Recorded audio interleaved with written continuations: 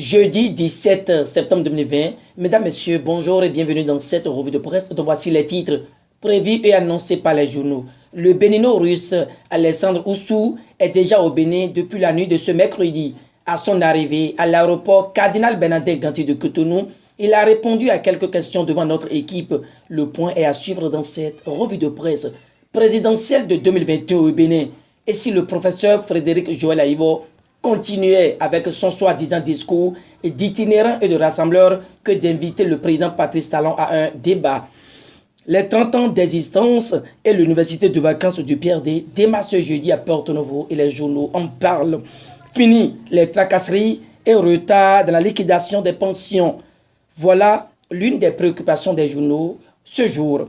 Alors que Carlos Adouano a été arrêté, sa femme menace de faire des révélations. Mesdames, Messieurs, c'est déjà les grandes lignes. Mais avant leur développement, allons à la découverte du quotidien Le Challenge, qui est le journal à l'honneur ce jeudi sur GS TV Bénin. Très déterminé à finir avec la mafia foncière à Abomey-Calavi, le maire Angelo Aguadinou a une fois encore tapé sur d'autres fronts. C'est ce qu'il convient de retenir du journal Le Challenge qui nous apprend que le numéro 1 de la cité d'Ottawa était en fait avec le collectif des chefs d'établissement public de l'Atlantique. L'objectif ici est de promouvoir l'excellence et honorer les enseignants, confie Le Challenge. Le journal de Basile Chibozo continue et enchaîne avec sa touche sur les nouvelles modalités de remise de carnets de pension. Ah, on croit le canard. C'est dans le souci de finir avec les diverses tracasseries que connaissent les agents de l'État pour la jouissance de leurs droits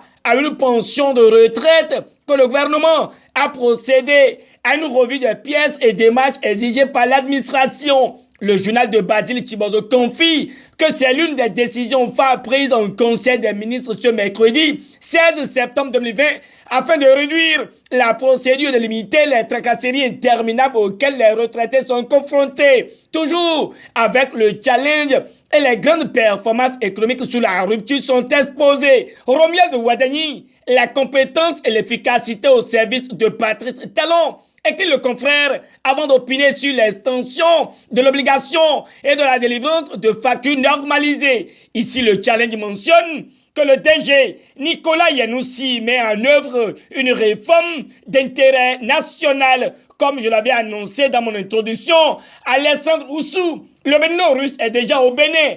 À son arrivée, ce mercredi soir, à l'aéroport international Cardinal Bernardin Gantier de Cotonou, l'homme a répondu à quelques questions à lui adressées par l'équipe de reportage. À la première question, Alexandre Oussou dit qu'il est rentré au pays afin de s'imprégner des réalités des différentes couches au sujet des réformes du président Patrice Talon. L'homme nouveau qui pense bien pour le Bénin avoue qu'il a deux sons de cloche. Pour certains, les réformes sont louables et forcent l'admiration, mais pour d'autres, elles sont mal ficelées et donnent à réfléchir. L'autre actualité, à la une de la presse béninoise ce jeudi 17 septembre 2020, est relative à l'invite de Joël pour un débat entre lui et Talon. Les villageois veulent comprendre si c'est en débattant qu'il fera son travail. Le mieux pour lui serait de continuer avec son soi-disant discours itinérant et de rassembleur que de se livrer à un débat qui n'ajouterait rien au quotidien des Béninois soucieux d'un minimum